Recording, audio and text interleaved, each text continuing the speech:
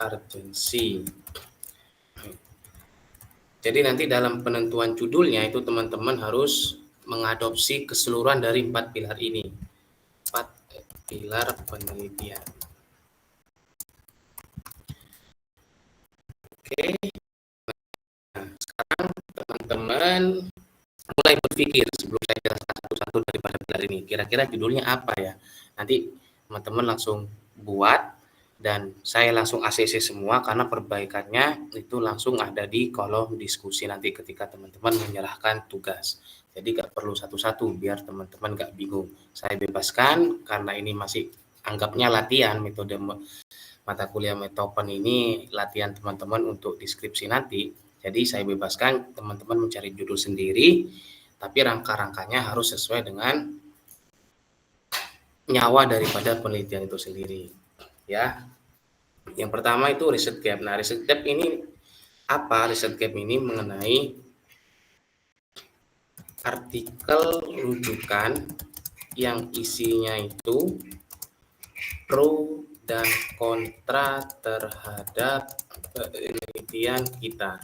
Jadi kita mencari artikel rujukan itu nanti pasti ada pro dan kontranya. Contoh, kita membahas MBG tadi.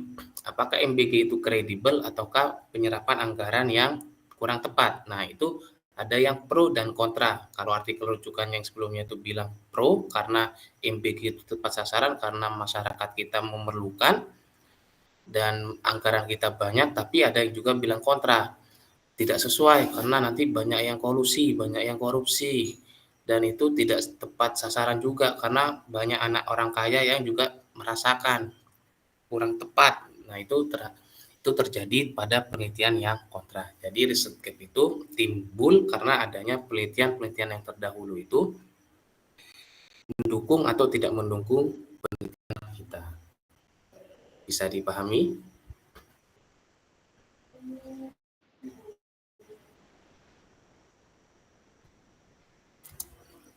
Bisa dipahami teman-teman? Minimal 5 tahun terakhir. Nah, ini masuk di bab 1 dan bab 2. Di bab pembahasan nanti juga. Tapi pembahasan itu gak masuk proposal, berarti kita skip dulu, nanti ketemu lagi di skripsi. Riset gap bisa dipahami? Bisa dipahami, Pak. Baik. Nah, kemudian setelahnya ada riset gap, itu ada novelty atau kebaharuan. Nah, jadi kebaharuannya apa dari judul yang ingin kita buatkan proposal yang kita bahas tadi, contohnya tentang MBG. Kenapa kok itu sebagai pembaruan? Karena MBG ini suatu produk kebijakan pemerintah yang baru terlaksana di Indonesia ketika dipimpin oleh Presiden Prabowo. Nah, itu termasuk salah satu pembaruan karena kebijakan-kebijakan sebelumnya itu nggak ada yang menerapkan kebijakan MBG itu di Indonesia. Tetapi mungkin MBG ini sudah terlaksana di negara lain, contoh Singapura atau Australia yang menjadi rujukan Prabowo. Tetapi kan tidak di Indonesia, berarti kan itu termasuk baru di Indonesia. Nah, itu menjadi suatu pembaharuan. Nah, nanti teman-teman juga bisa mencari pembaharuan atau kebaruan dari judul yang teman-teman gagas. Apa sih kebaruannya gitu loh. Seperti itu. Apakah ada pertanyaan?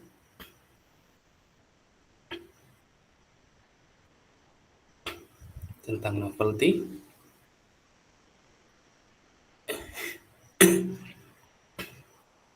Bisa dipahami ya? Pak izin bertanya. Ya. Gini Pak, untuk judulnya itu harus yang menyangkut kayak saya itu maksudnya jurusannya akuntansi, berarti harus ada hubungannya dengan akuntansi gitu ya Pak ya? Betul, karena teman-teman itu mengambil jurusan akuntansi. Oke oke. Nah, saya sendiri kan kerjanya di bank nih Pak. Misalkan kalau di bank saya sendiri kan bukan hot news kan, maksudnya itu bisa ndak ya Pak? Bisa. Kemarin artikel saya tembusnya itu tentang integrasi GCG, ISG pada sektor perbankan yang berbasis green accounting. Itu kan masuk tuh Hmm, contohnya. oke, Pak. Bisa Ya, ya? baik, Pak. Ya, Hmm, terima kasih, Pak. sama-sama. Ada lagi?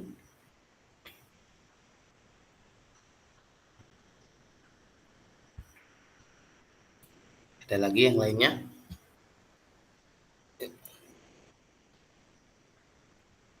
Aman ya? Nah, kemudian ketika kebaruan itu ada, maka timbullah research question. Nah, research question ini adalah pertanyaan yang nanti melopori daripada tujuan penelitian kita. Nah, di awal tadi kita kan membahas tentang MBG. Nah, tujuannya apa sih? Berarti tujuannya kita itu mengkaji apakah MBG ini kredibel ataukah suatu kebijakan yang penyerapannya kurang tepat dan tidak tepat sasaran. Nah, berarti riset questionnya apa? Nah, di riset question ini usahakan ada dua question, tapi nggak semuanya harus dua question ya. Yang penting itu ada domain question atau pertanyaan utama, dan support question atau pertanyaan pendukung. Biasanya kalau kualitatif itu kebanyakan hanya menggunakan domain question. Tapi kalau kuantitatif itu bisa lebih daripada satu domain question, bisa sampai 3. Tapi yang bagus itu pertanyaan kalau penelitian yang bersifat urgensinya kuat itu maksimal biasanya bagusnya, dan biasanya langganan Scopus itu menerima itu adalah maksimal 3 pertanyaan. Karena sangat dibutuhkan konsentrasi itu. Contohnya, berarti kan yang tadi itu apakah kredibel atau tidak tepat sasarannya pada program MBG, itu domain questionnya atau pertanyaan utamanya. Nah, kemudian kalau mau ditambahkan support questionnya, dari sisi apakah yang menyatakan bahwa MBG ini layak diteruskan sebagai program utama pemerintah. Nah, itu kan support question. Tapi domain atau pertanyaan utamanya itu apakah MBG ini sebagai kebijakan yang kredibel ataukah tidak kredibel. Seperti itu. Apakah bisa dipahami?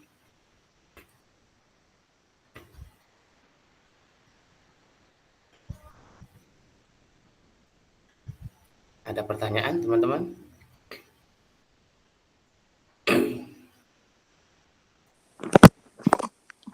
Permisi Pak, mau nanya boleh? Ini kan tentang akuntansi. Itu penelitiannya harus kuantitatif atau boleh kualitatif ya? Bebas. Sekali lagi, kuanti atau kuali itu hanya alat pendukung kita, alat yang kita gunakan untuk menentukan hasil penelitian agar terlaksananya dari tujuan penelitian. Berarti nggak harus kuantitatif ya? Nggak harus. Oke, terima kasih. Sama-sama. Ada lagi?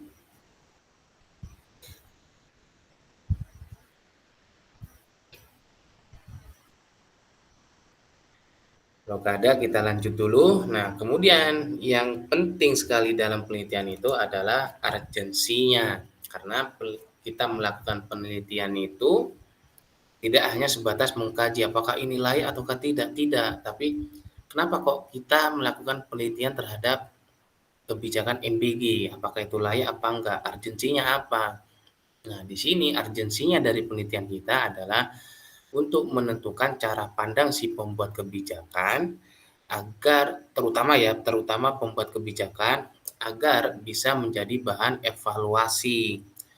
Karena salah satu penelitian itu tupoksinya adalah sebagai support daripada decision making. Jadi muara dari semua penelitian, baik itu di bidang kesehatan dan bidang-bidang lainnya, muaranya itu adalah sebagai bahan acuan kita untuk melakukan decision making, kebijakan atau keputusan.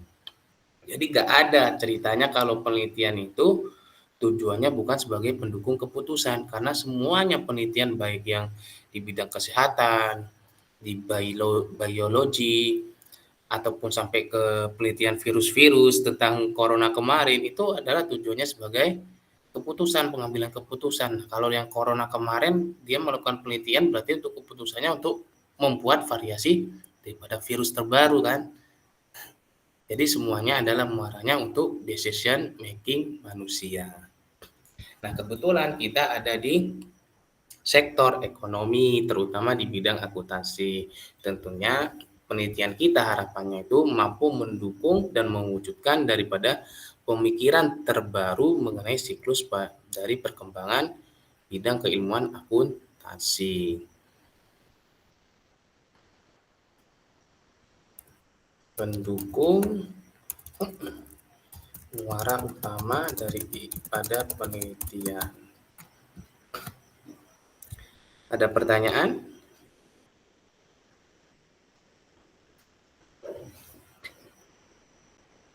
Nah, nanti 4 pilar penelitian itu letak nyawa dari penelitian itu sendiri kita letakkan di latar belakang. Jadi di latar belakang itu nanti isinya itu mencakup daripada 4 pilar penelitian ini. Jadi nyawanya penelitian itu ada di latar belakang di bab 1. Ada pertanyaan? Pak, ada. Kemarin latar belakang kan.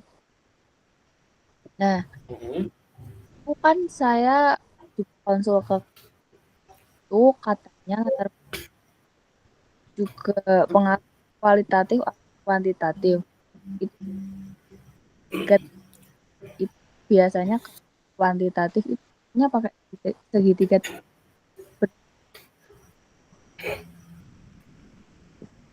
Maaf Pak, suaranya terputus-putus, saya kurang bisa mendengar.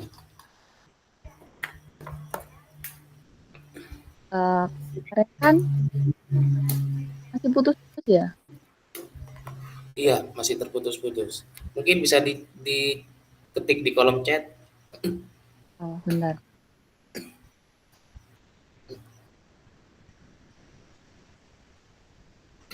Kalau enggak skip dulu aja.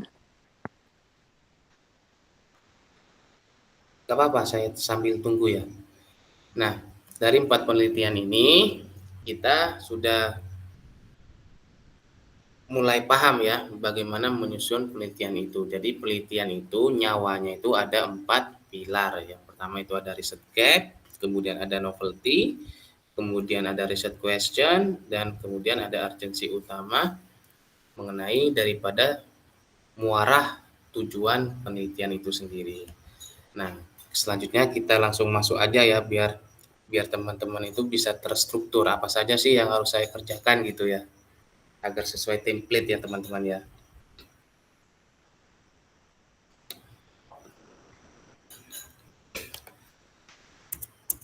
Nah, untuk proposal penelitian, template proposal penelitian. Yang pertama itu judul, ya kan? Ini mau sama covernya nggak kira-kira? Iya, Pak. Oke. Jadi gimana ya enaknya ya? Ada cover ini isinya itu judul, kemudian logo UT, kemudian disusun oleh nama teman-teman, masing-masing. Kemudian prodi akuntansi, di bawahnya itu fakultas ekonomi dan bisnis. Kemudian di sini universitas terbuka terakhir tahunnya 2025. Nah, kemudian di bab 1. Nah, bab 1 itu isinya ada latar belakang,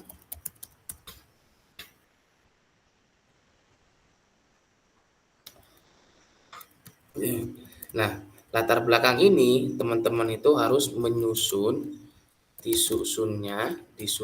Saya menggunakan bahasa yang relatif komunikatif aja ya, biar teman-teman tuh bisa langsung dimengerti gitu. Disusunnya harus beralur dari alur pertama, yaitu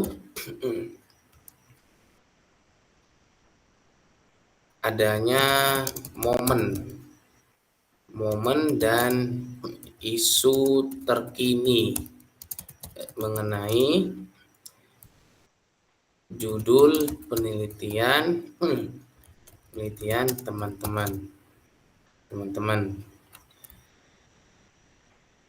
Contohnya kalau MBG.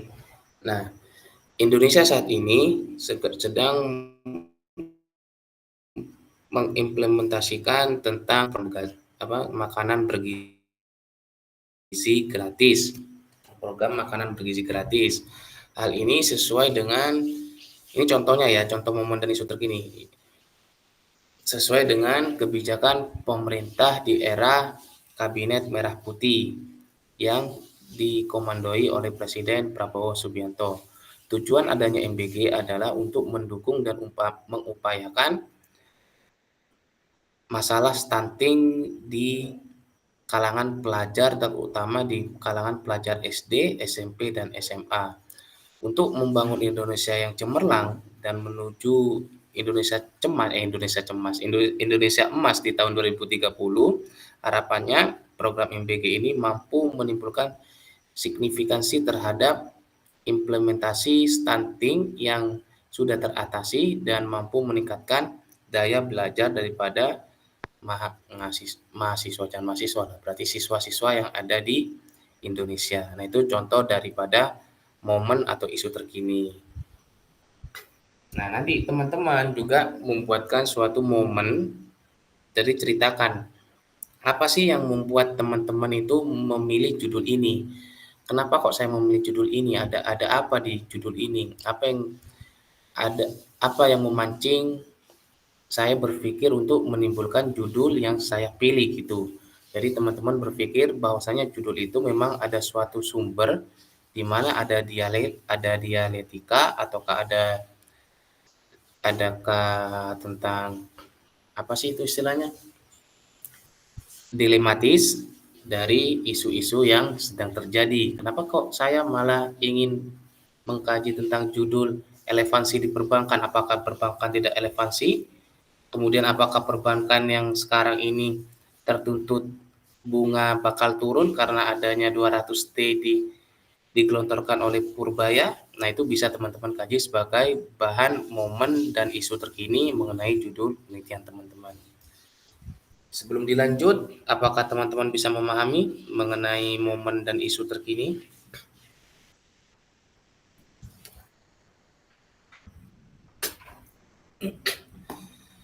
Nah, jadi di paragraf pertama, langsung gitu aja ya, paragraf pertama teman-teman itu memunculkan dua paragraf pertama itu teman-teman memunculkan momen atau isu terkini yang melatar belakangi teman-teman memilih judul itu.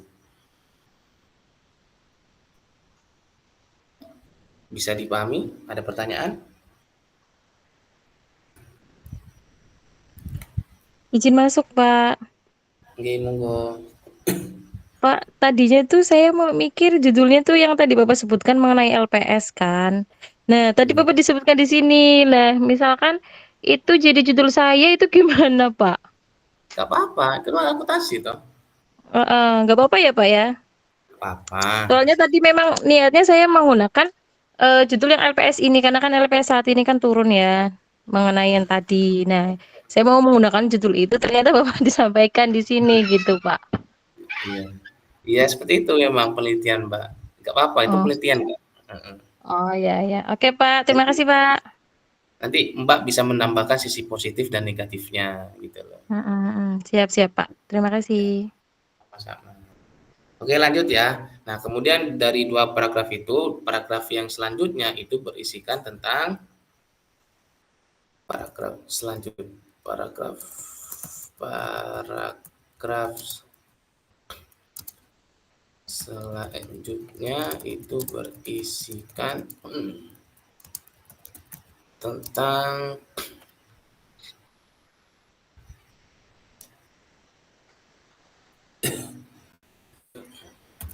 aturan ini maksudnya tentang adanya UU ataukah ada kebijakan pemerintah ataupun ada suatu hal yang melatar belakangi untuk menguatkan daripada momen pertama gitu loh ya.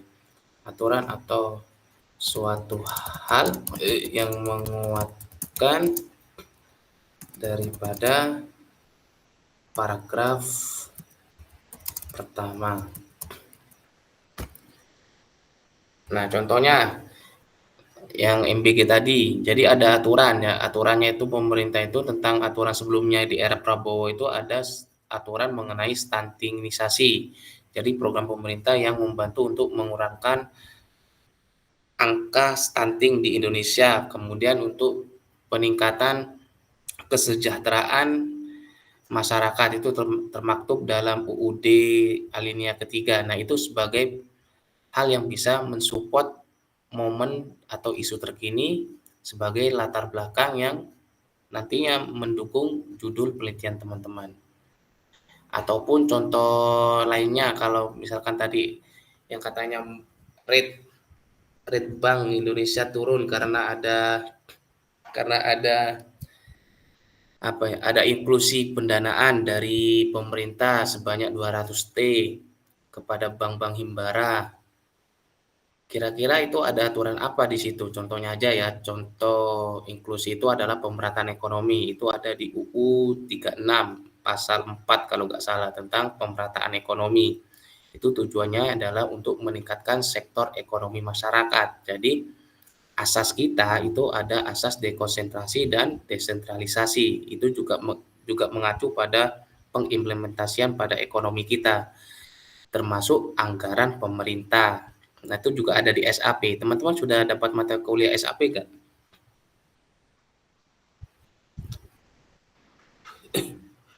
Belum ya? Belum, Pak. Nah, itu sebagai SAP aturannya. itu, Pak, mau nanya SAP itu sektor akuntansi publik atau akuntansi sektor publik? Sektor akuntansi publik. Soalnya di UT adanya akuntansi sektor publik. Sama aja. Oh, itu kalau nggak salah mata kuliah pengganti deh. Jadi kita tuh harus milih antara SAP sama satu lagi. Soalnya saya milihnya SAP. Oh iya, nggak apa-apa. Jadi teman-teman kalau nggak dapat mata kuliah itu bisa adopsi dari aturan yang lainnya di sektor konvensional. Nanti dicari aja aturan-aturan apa saja yang ada. Nah, itu jangan lupa dicatat nanti sebagai daftar pustaka teman-teman. Bisa dipahami? Bisa, Nah, Pak. nanti teman-teman itu menggunakan bahasa teman-teman sendiri, ya. Usahakan jangan pakai ChatGPT dulu ya, pakai bahasanya teman-teman, biar ada bahasa selingkungnya, ciri khas teman-teman sendiri. Bisa ya, tanpa ChatGPT ya. Insya Allah bisa, Pak. Mau pakai ChatGPT tak? Janganlah. Soalnya ChatGPT itu dia itu memang general dan memang sangat bagus ya kalimatnya. Tapi kalau kita tidak teliti ataupun kita tidak ada basicnya dalam background penelitian, itu nggak beralur. Jadi bahasanya itu semrawut. Saya juga sebagai pelaku ChatGPT juga, tapi saya nggak menggunakan ChatGPT itu sebagai faktor utama, tapi sebagai faktor pembantu aja. Nah setelah ini baru kita membahas, setelah itu kita masuk ke paragraf selanjutnya mengenai riset gap. Tak gini kan aja lah, tak kopas.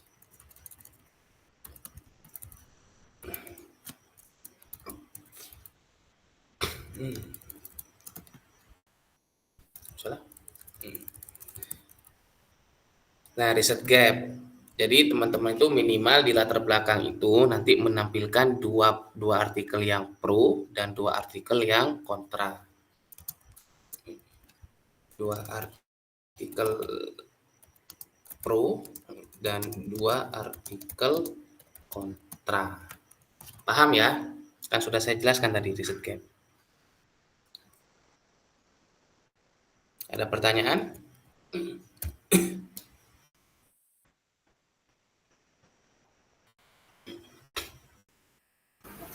Bapak, saya masih kurang jelas. Itu kan di tutornya minimal 10 artikel ya. Nah, tadi itu maksudnya 10 artikel itu 5 internasional, 5 lokal atau gimana sih?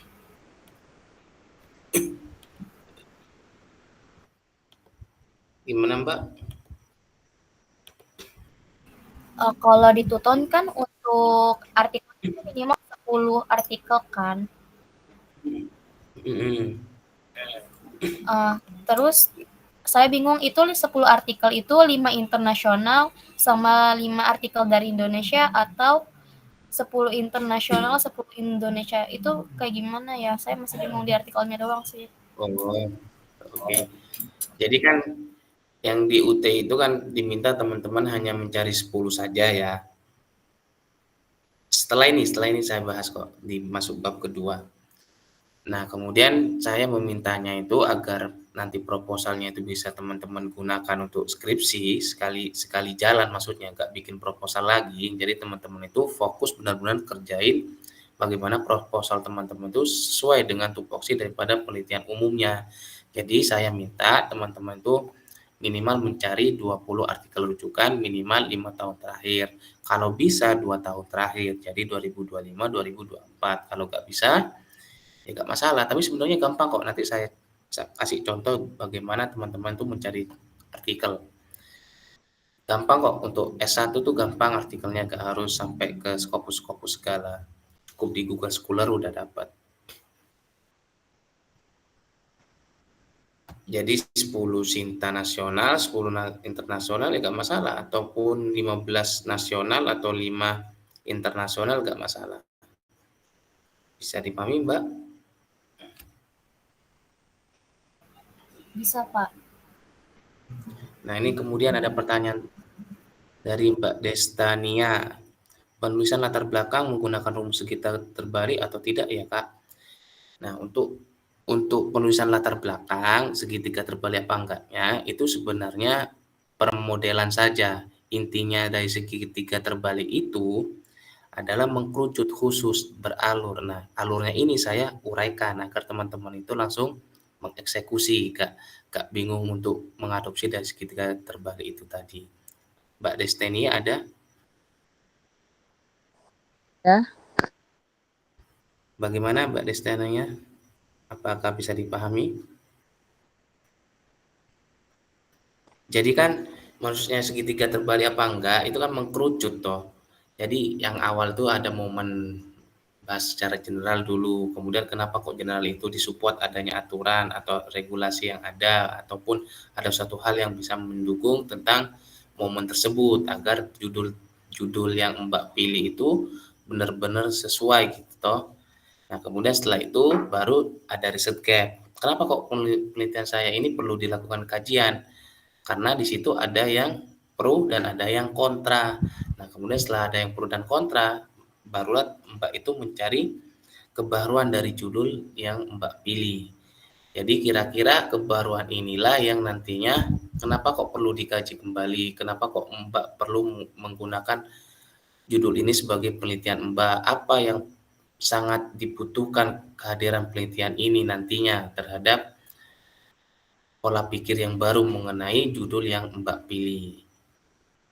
Kenapa kok sampai ada yang tadinya ada yang pro dan kontra, kemudian kenapa saya kok memilih judul ini, ternyata kebaruannya itu seperti ini. Dan nanti urgensinya itu adalah sebagai tujuan daripada penelitian Mbak itu sendiri. Nah, sebelum urgensi itu, tapi Mbak tentukan dulu apa itu riset question-nya. Nah, jadi kebaruan itu tentukan daripada pertanyaan utama yang hendak Mbak teliti. Apakah bisa dipahami? Ya, Pak. Mohon maaf ya kalau saya agak error sedikit karena hari ini saya kelelahan.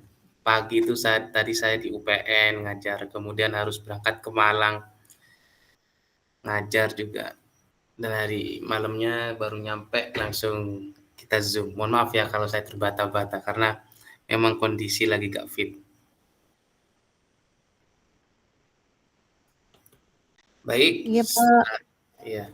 Baik, setelah itu, setelah riset gap, ada novelty ya.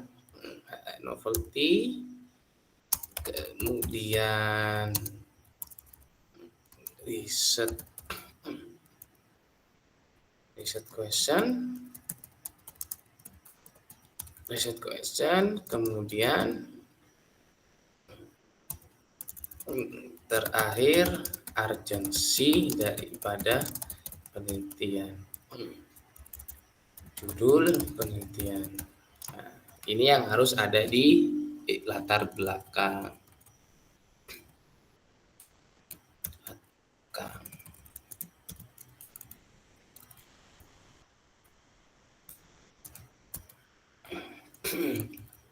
Aman ya. Nah, setelah latar belakang, nah tadi kan sudah di sini ada riset question. Nah, riset question itu kita ungkapkan lagi di sini menjadi rumusan masalah. Rumusan masalah.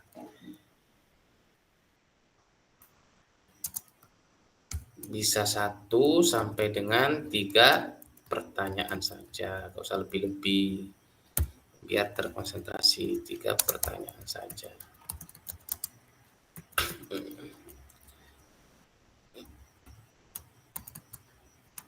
Yang dipakai itu namanya rumusan masalah tapi ya, bukan riset question, rumusan masalah karena kita menggunakan bahasa Indonesia menurut KBBI.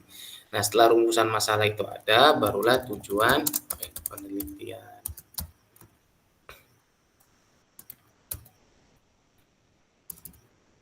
Nah, di tujuan penelitian ini, itu yang perlu kita catat baik-baik adalah tujuan pertama itu harus mengenai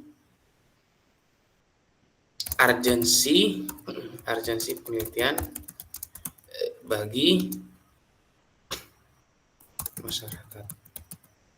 Bagi masyarakat, bagi apa ya? Bagi halayak umum yang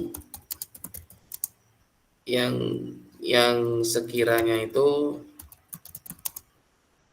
terdampak. Paham nggak maksudnya urgensi penelitian bagi halayak umum yang sekiranya terdampak? Contoh tujuan yang tadi untuk menyatakan MBG, tujuan penelitiannya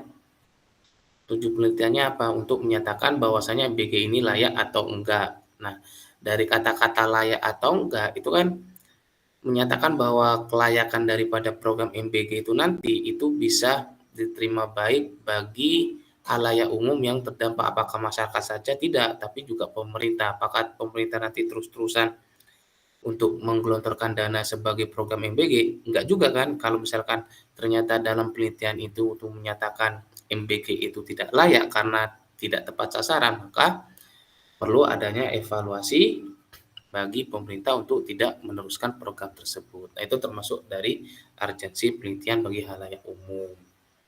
Nah, kemudian nomor 2 itu tentang urgensi. Ya, jadi urgensi itu ditimbulkan lagi di tujuan penelitian. Urgensi mengenai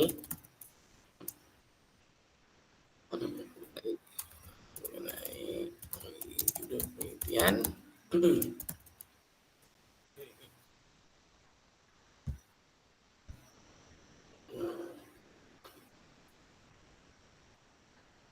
bagi apa enaknya ya, biar bisa diterima semua judul.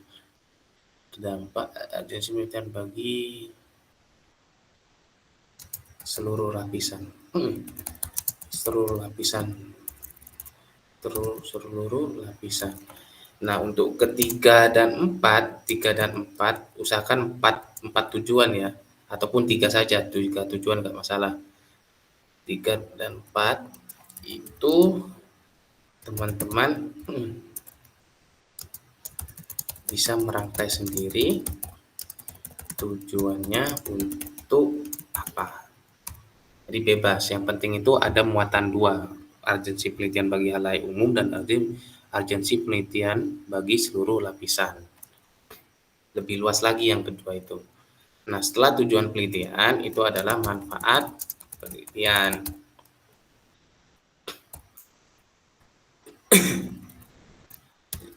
Nah, untuk manfaat penelitian itu sendiri, teman-teman itu tinggal bahasa yang di sini, bahasa yang ada di tujuan penelitian, bahasa yang ada di tujuan penelitian dirangkai kembali menjadi kalimat yang menyatakan bahwa tujuan penelitian teman-teman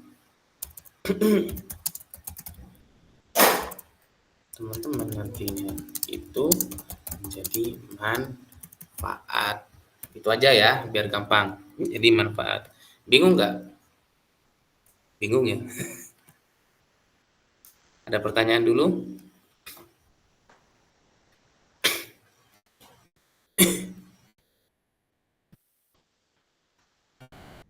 Apakah ada pertanyaan? Bapak, saya mau nanya, berarti manfaat penelitian itu masuknya masih ke bab 1 ya? Ya, betul, masih di bab 1. Oke. Makasih, Pak. Sama-sama. Bab 1 udah clear ya? Kalau gitu kita lanjut ke tambah lagi satu lagi, kontribusi penelitian. Nah, kontribusi penelitian itu teman-teman sama kayak manfaat penelitian, cuman dirangkai lagi bahasanya, dipergunakan untuk siapa saja penelitian ini nantinya gitu loh. Yang pertama itu tentunya adalah peran utama yang membutuhkan seperti MBG itu siapa sih? Pemerintah. Janganlah peneliti dan akademisi dan para akademisi dulu, karena teman-teman itu akademisi. Kedua itu tentang pihak yang paling urgent yang membutuhkan penelitian itu, kalau MBG contohnya itu pemerintah, ya kan. Kemudian 3 itu masyarakat, 4 dan seterusnya itu teman-teman bisa sesuaikan dengan skop yang sekiranya sesuai dengan judul. Kalau kayak mbaknya yang tadi itu judul teman-teman sendiri.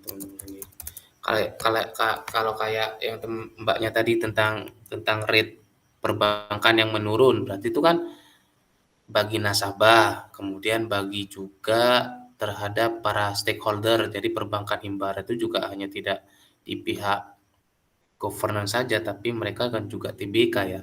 TBK yang berarti ada stakeholder yang sebagai pemangku pemilik saham. Di situ ada RUPS juga, berarti mereka juga terdampak. Nah, nanti sekiranya penelitian mbaknya itu mengenai rate perbankan karena ada efek bunga turun, itu juga nantinya diperlukan bagi para pemilik saham itu sendiri. Jadi semua pihak yang nantinya sebagai stakeholder. Yang paling utama si nasabah gitu kan ya. Baik yang deposito maupun yang menggunakan kredit.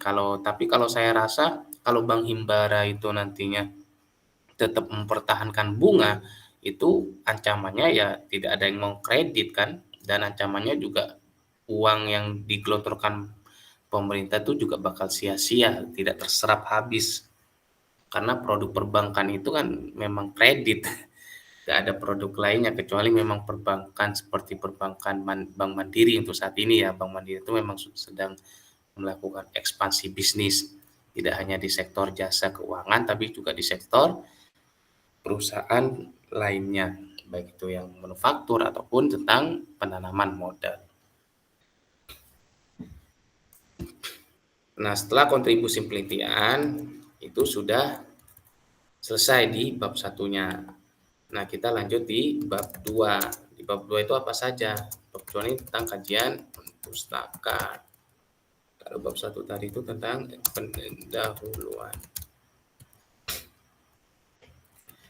Nah, di kajian pustaka ini itu ada grand teori. Yang pertama, teori.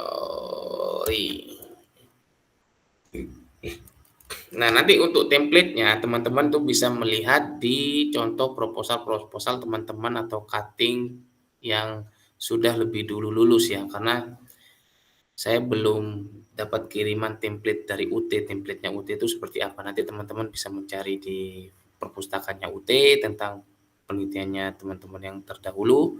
Itu di-download kerangkanya seperti apa, tapi isinya sama seperti ini kok. Bisa dipahami? Ya. Nah, selanjutnya di bab 2 ini yang pertama itu adalah grand theory. Nah, grand theory itu adalah teori pokok yang menjadi acuan utama. Nah, grand theory ini adalah teori yang benar-benar menjadi basic atau dasar yang seringkali sebagai bahan acuan teman-teman untuk melakukan penelitian. Nah, grand theory pada aspek atau konsentrasi akuntansi itu biasanya menggunakan teori-teori yang digunakan dalam aspek sosial ekonomi. Contohnya seperti teori stakeholder. Saya sebutkan aja ya biar teman-teman langsung bisa mencari.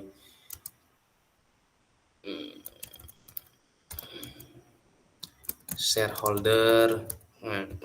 Stakeholder ini pemangku kepentingan seperti yang saya sebutkan tadi. Ada beberapa kepentingan yang memang membutuhkan daripada urgensi penelitian teman-teman itu sendiri.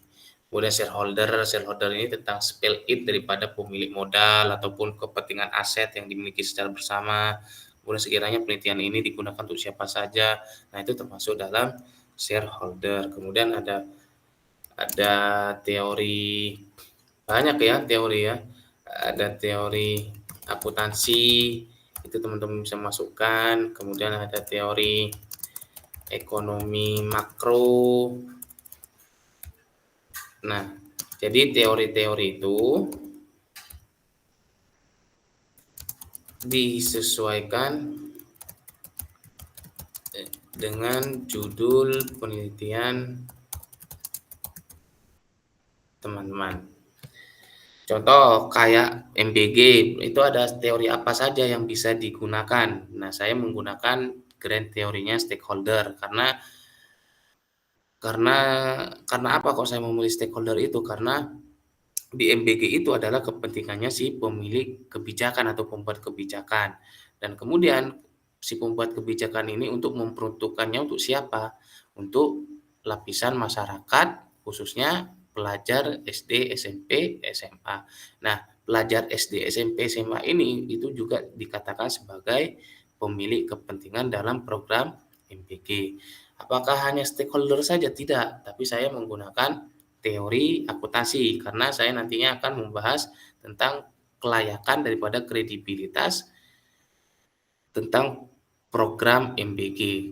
Kenapa kok menggunakan teori akuntansi? Karena teori akuntansi itu mengkaji, nantinya akan membantu saya untuk mengkaji dari sisi implementasi penyerapan anggaran daripada program kebijakan MBG tersebut. Nah, saya menggunakan teori akuntansi.